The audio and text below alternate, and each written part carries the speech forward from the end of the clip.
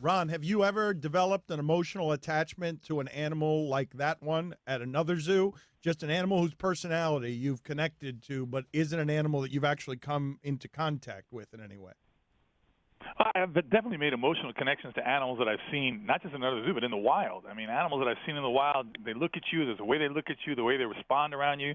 Yeah, it's a very strong emotional connection. No, but I'm talking about that one. What Stugatz just read there, where he's talking about the this rhino, the northern white rhino? Yeah, that's you know that's kind of a tragic story because it is the end of a species, but the reality is I know they've saved some sperm, I know they saved some cells, and in the hope of cloning, I think there is a certain possibility that that species may be able to be brought back. And people say, oh, come on, cloning. Listen, I just saw a story the other night on, I think it was 60 Minutes, about cloning polo ponies. This guy has cloned his favorite polo pony. He's the best polo player in the world, and he's got 11 of them now that run just like the original polo pony. So, I mean, there's a lot of science that is coming along that may be able to save some of these animals or in some way bring them back. Needless to say, it's still tragic to have lost that last northern white. Ron, is it possible, this is maybe a dumb question, is it possible to mate one of the two females remaining with a rhino of a different type?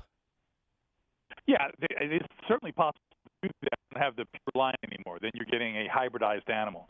And there was always discussion as to whether that was a different species or not in the first place. It's like the Florida panther and the western cougar. There are people that will argue that that is the same species that have just geographically evolved to different sizes and different attributes, but really the same species.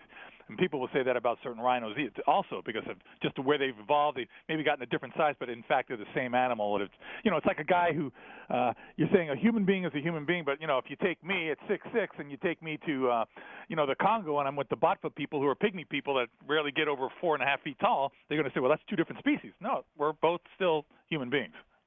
Ron, how do you feel about cloning? Because I'm reading a story here. Barbara Streisand has cloned her dog 3 times. Wait a minute, what? Yeah, 3 times. Yeah. Wait a minute, It's what? true. Barbara Streisand. Put it on the poll, Guillermo. Yeah. Did you know Barbara Streisand had 3 cloned dogs? She calls them her 3 girls, Pink, Blue, and Violet, and she has cloned that dog 3 times. Yeah, a little weird, right? And I know a lot of people who want to do the same thing. They think they have the perfect pet. They want to have that same personality, the same animal. This polo guy, multimillionaire, best polo player in the world, says every time he rides one of these 11 clones, he says it's the exact same thing as the original horse that it was cloned from that died years ago. So, I think we're on a very slippery slope there, guys. You got to be very, very careful. What, do we? I would love to have my dog back. Yeah, Why do I know, have to be but, careful for you? I want a dog. My dog died in my arms. I wish I'd cloned it. Probably too late. You're going to start this early? You're going to start this Well, early, no, but Dan? no. You know what? Instead of arguing with you, Ron, in all seriousness, because I love you, but you were deeply, deeply hurt when you lost your dog. If I'd given you the opportunity to clone him, would you have? Yes, emotionally I would have in a heartbeat. I miss them terribly every day. But I still think it's a very slippery slope, brother. It's a really slippery slope. We start messing with Mother Nature that way. I'm one of these people that I would take it to an extreme and say, okay, listen, let's take the cells from the perfect, woolly mammoths that they found frozen in ice. Can we use that? Can we clone? I would give anything to see one of those things alive, walking. I mean, can you imagine how impressive that would be? But is it right? I don't know. Allison, clone my dead dog. Paul, you're on with Ron Magill of Zoo Miami. Go ahead, Paul. Just tomorrow, please, Allison. Have it delivered to the Clevelander. Paul, you're on with Ron Magill. You want a new dog. That's right. One that's alive. That's right. COB tomorrow? That's right. COB tomorrow. Paul, you're on with Ron Magill of Zoo Miami. Hey, Ron. Because of the last white rhino, I was wondering how many species of animals do you think will be left on Earth when the last human dies? Thanks. Wow. I think there'll be hundreds of thousands, if not millions, left on Earth when the last human dies. I think that we are probably much more sensitive to the environment, though we have the intelligence to protect ourselves from those things that are going to cause our demise. At the end of the day, there are going to be insects, plants, invertebrates that are going to survive, and when the last human is gone. And Rick Pitino. Wow, you got that was a crusher right there. You got that laugh straight from my nether regions. Ryan, you're on with Ron Magill of Zoo Miami. Hey, Ron. I was just wondering, I saw a crow eating some roadkill the other day. What kind of sense of smell do they have? They have a pretty good sense of smell, but the thing about crows is they are, if not the most, certainly one of the most intelligent birds in the world. They have great eyesight. They learn very quickly about roadkills.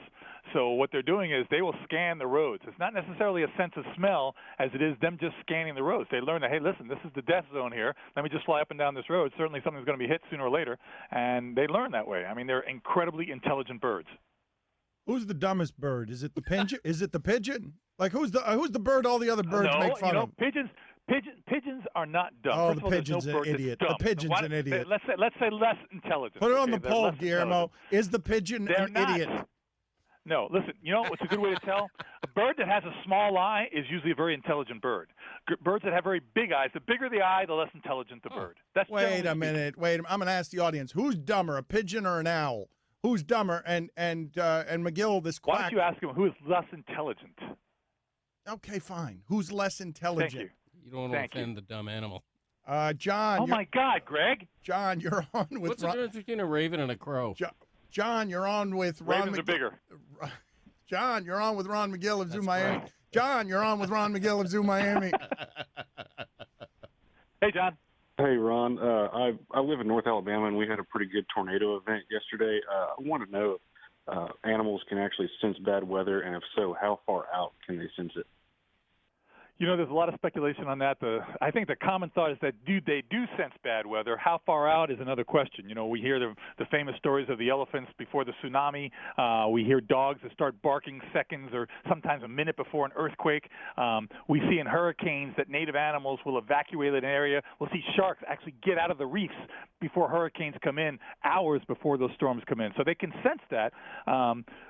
As far as the tornado goes, I don't know. But you know what? I don't think we often hear about deer or large animals being killed in tornadoes. I mean, that's something, you know, we see a lot of carnage, a lot of wreckage, homes and structures destroyed. But you don't often hear, unless they're domestic animals that were stuck in the homes, of wild animals being killed in something like a tornado. So that's an interesting question. Daniel, you're on with Ron Magill, Zoo Miami. Go ahead, Daniel. Hey, Ron, I was reading about a pistol shrimp the other day and how they use bubbles to kill other fish. Wondering what are some other types of pretty cool defense mechanisms? Wow, that's a good question. Did you know of that pistol shrimp with the bubbles? You're killing other fish with bubbles? Did you know that? I didn't really know that. No. Yeah, I've never heard of that. So you no. Do you have what's another way that animals kill that might surprise people?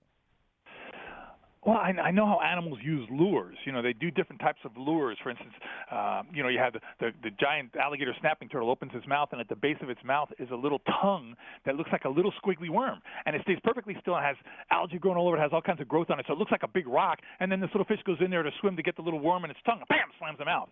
You got the anglerfish. There's a fish that actually has an antenna that comes out of the top of his head, and at the end of it is like a little thing that lights up. It's a luminescent thing. So down in the very, very depths of the ocean when there's no light at all, you get this little luminescent thing that draws in fish to eat from it, and then boom, sucks them in. It has this incredible suction that just sucks the fish right in. So a lot of those things I've seen in the ocean that do that type of stuff.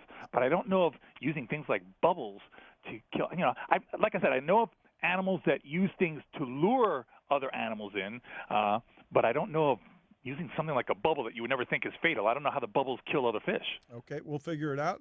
In the interim, though, I am told we have a gruesome video today. Oh, yes. Yeah, we don't like these gruesome videos, but we're told but you know what? There's a gruesome one today. Are you racked up? You ready to go? Yes, let's go. Yep. Okay, play button. Okay, what do we have here? Oh, we have a killer whale. Oh, and he's looking at a bunch of wading birds. Look like a little egrets, some night herons there. Oh, look, he's left a piece of fish. Look at that. He's trying to bait the bird to come get the fish. And the killer whale's there, opening his mouth, just saying, I'm just lazy, killer whale. And the birds want to get that fish. You know that? Birds. You know what this is? This whale is doing just what we spoke about. He is using his intelligence. He got Oh, he's got a bird. Oh, the whale. That whale. He lured him in there. He took him down. That's intelligence, baby. That's incredible. Wow. Fantastic. Surprising speed from the whale. Like Chris Cody. Time for Dan to reluctantly take part in something his two guys couldn't be happier doing.